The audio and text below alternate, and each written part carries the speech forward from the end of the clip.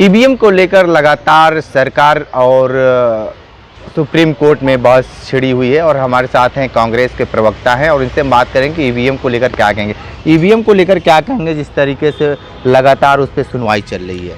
देखिए, सुनवाई चल रही है, ये एक अच्छा संकेत है, लेकिन जो ईवीएम का सवाल है वो जनता की विश्वसनीयता का सवाल है। ये कोई राजनीतिक सवाल नहीं है, क्योंकि जनता को ईवीएम पे भरोसा नहीं हो रहा है। जनता को ये लग रहा है कि हम वोट किसी और को दे रहे हैं, जीत कोई और जा रहा है। पीछे 19 का चुनाव देख लीजिए, अभी मध्य प्रदेश, छत्तीसगढ़, राजस्थान का चुनाव देख लीजिए, तो जनता ये कह रही है कि यार हम वोट तो किसी और के फेवर में दे रहे हैं। बहुतायत, अब आप समझिए, जितने भी सर्वेज थे, जितने भी लोग ग्राउंड रिपोर्टिंग कर रहे थे, वो सबने कहा था कि एक तरफा तीनों राज्यों में कांग्रेस की हवा बह रही है, कोई बीजेपी की बात तक नहीं कर रहा है और बीजेपी सरकार बना लेती है। तो ऐसी स्थिति में जनता कह रही है कि ईवीएम बंद होना चाहिए। तो राजनीतिक दल क्या कह रहे हैं वो अलग मामला है, लेकिन जो जनता कह रही है वो बड़ा मामला है।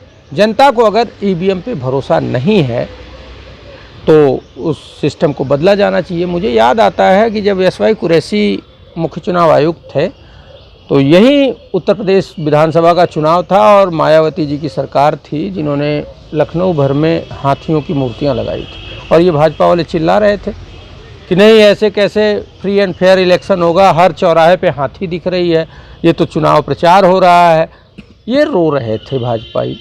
और एसवाई कुरैशी ने एक बड़ा स्टैंड लेते हुए सभी उन मूर्तियों को ढकवाने का काम किया, इसलिए कि लोगों को ये तो लगे कि जिस चीज़ पे उनको विश्वास है, जिससे आपत्ति है, वो चीज़ नहीं होगी और हम आचार संहिता का पालन कर रहे हैं, लेवल प्लेइंग फील्ड दे रहे हैं।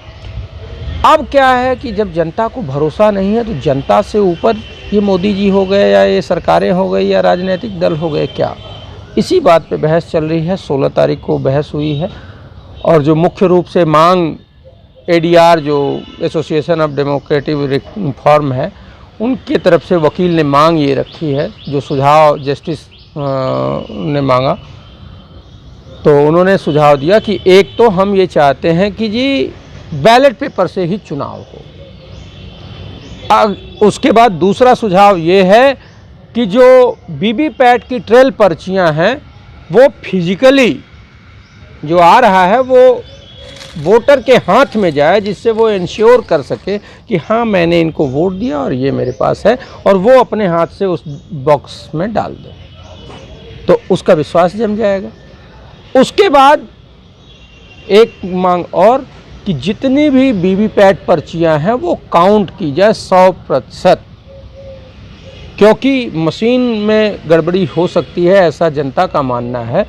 तो उस विश्वसनीयता को, इलेक्शन कमीशन पे जो विश्वसनीयता है उसको बनाए रखने के लिए जनता की उस मांग को मान लिया जाए कि वीवीपैट की सारी पर्चियां 100% काउंट की जाए, जिस पे सरकार के वकील और कुछ लोगों ने ये कहा कि बहुत समय लग जाएगा, 12 दिन लग जाएगा बताया। तो जो एडीआर के वकील थे उन्होंने कहा चूँकि पर्ची छोटी है तो काउंटिंग में समय भी छोटा लगेगा, बैलेट पेपर बड़ा होता है तो उसमें काउंटिंग में समय 3 से 4 दिन लगता है, लेकिन उसमें अरेंज करने में 5 से 6 घंटे लग सकते हैं। और माय लॉर्ड, अगर चुनाव में लगभग 1.5 महीने, पहले चरण से आखिरी चरण के बीच 1.5 महीने का समय मिल रहा है, तो क्या हम परिणाम के लिए 1 दिन का समय हमको नहीं मिल सकता जिससे जनता का विश्वास बना रहे? उसमें ये भी बताया गया कि वीवीपैट उस अविश्वास के कारण ही लगाया गया, लगभग हजारों करोड़ रुपए उसमें खर्च हुए वीवीपैट लगाने में, और जब उसकी पर्चियां काउंट ही नहीं की जाएंगी तो उसका क्या मतलब रह जाता है।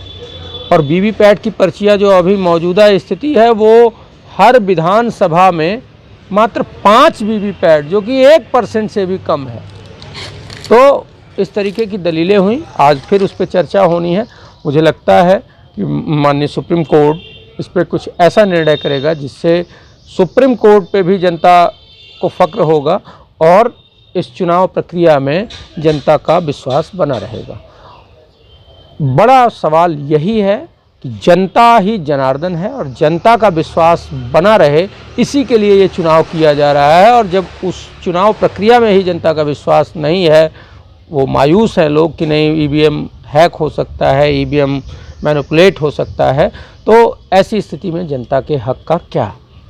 एक सवाल और आ रहा था कि ईवीएम जो भाजपा के साथी, राजनीतिक रूप से ये सवाल बनता है कि जैसे ही पब्लिक से कोई आवाज़ आती है कि ईवीएम बैन होना चाहिए, ये जो मोदी जी 400 पार कह रहे हैं, ईवीएम अगर बैन हो जाए या वीवीपैट की सारी पर्चियाँ काउंट हो जाए तो ऐसी स्थिति में ये 100-150 पार नहीं कर पाएंगे।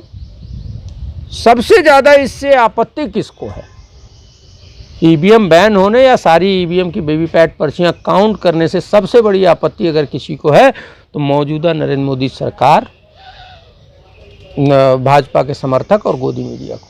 ठीक है, तो ईवीएम को लेकर बहुत सारी बातें वैभव त्रिपाठी ने बताई हैं। वाले वक्त में सुप्रीम कोर्ट क्या निर्णय देता है ताकि देश की जनता का भलाई हो सके। विशेष रिपोर्ट कर रहे थे तो हमारे साथ बने रहिए। कांडी बनारसी के साथ हमें दीजिए इजाज़त। नमस्कार।